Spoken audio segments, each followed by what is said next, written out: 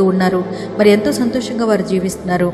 నేను ఎంతో యథార్థంగా జీవిస్తున్నప్పటికీ నేను ఎందుకింత వేదన పడుతున్నానని బాధపడుతూ ఉంటారు. కానీ దేవుడు ఇక్కడ అంటున్నాడు, తన యొడల యథార్థ హృదయం కలవారిని బలపరచడానికి యెహోవా కనుదృష్టి లోకమందంతటా కూడా సంచారం చేస్తుందంట.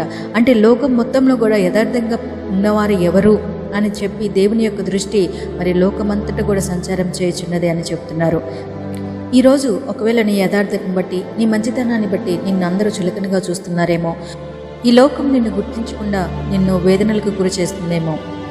ఈ లోకం నిన్ను తక్కువగా చూసినా, నిన్ను గుర్తించకపోయినా కానీ యెహోవా నిన్ను గుర్తిస్తున్నాడు, నీ వైపు చూస్తున్నాడు, నీ యొక్క యథార్థతను చూస్తున్నాడు. ఒకరోజు నీవు హెచ్చింపబడే విధంగా, అలాగే ఈ లోకం నిన్ను గుర్తించే విధంగా దేవుడు చేస్తాడు. కాబట్టి మరి నీ యొక్క యథార్థతను విడిచిపెట్టకుండా, మరి దేవుని యొక్క మహిమార్థమై నీవు చేసే ప్రతి పని కూడా యథార్థమైనదై ఉండాలి.